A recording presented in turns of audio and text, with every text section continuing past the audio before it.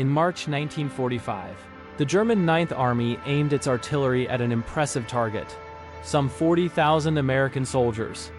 There was just one detail. These soldiers didn't exist. They were illusions, deceptions, made of rubber and creativity. In a muddy field near the Rhine River in western Germany, a man kneels and carefully paints dark oil stains under a fake Sherman tank. Next to him, another adjusts the angle of the barrel of an inflatable gun, positioning it so that its shadow falls perfectly towards the morning sun. A third covers a piece of artillery with camouflage netting, not to hide it, but to ensure it's seen convincingly. From above, the scene looks real, a military camp ready to cross the river. And that is precisely the goal. Because nothing there is real. The tanks are inflatable. The cannons are made of rubber.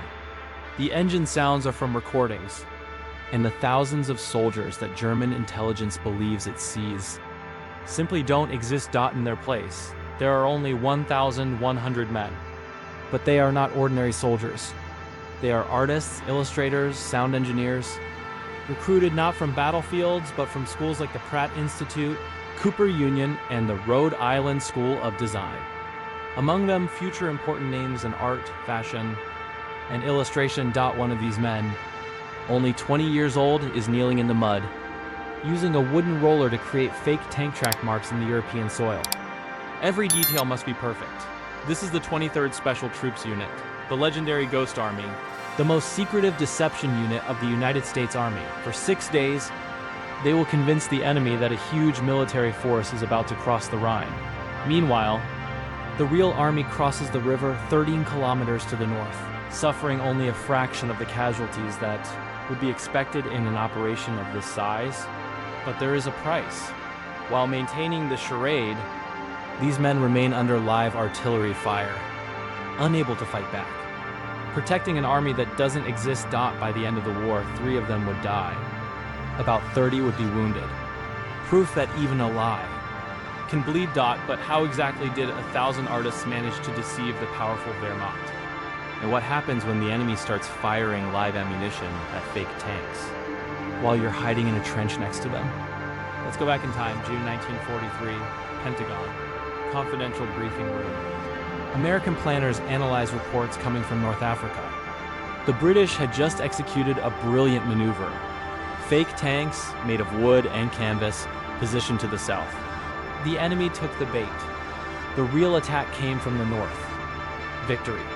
The United States wanted to go further. Not just deceive the eyes, but all the senses. To create a complete illusion. Visual, auditory, and electronic, perfectly synchronized. Never before in history had such an operation been attempted. The logic was simple and brutal. After D-Day, the front line stretched for hundreds of kilometers. There weren't enough troops to cover everything. Every breach could mean a massacre.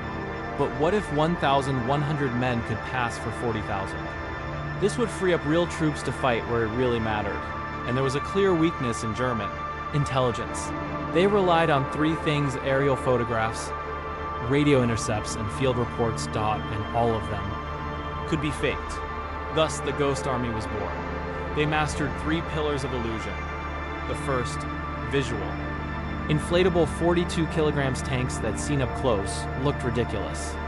But at 900 meters high in grainy photos, they were indistinguishable from the real ones. Tracked vehicles were replicated on the ground. Clothes hung up. Mud, mess, imperfections. All calculated to look authentic. The second, sound. Giant loudspeakers transmitted the noises of engines, bridge construction, troop movements, audible from over 20 kilometers away. Every volume, every detail adjusted with surgical precision. The third, radio. Operators perfectly imitated the communication pattern of real units. Frequency, language, rhythm. Everything replicated. 3 layers of lies. One single performance, and then came the real test. Luxembourg, 1,944. The Germans believed it, and they opened fire. Real projectiles against fake targets. Explosions tearing through the field. Men throwing themselves into the mud as inflatable tanks were destroyed. 2 soldiers died there. The operation was considered a success.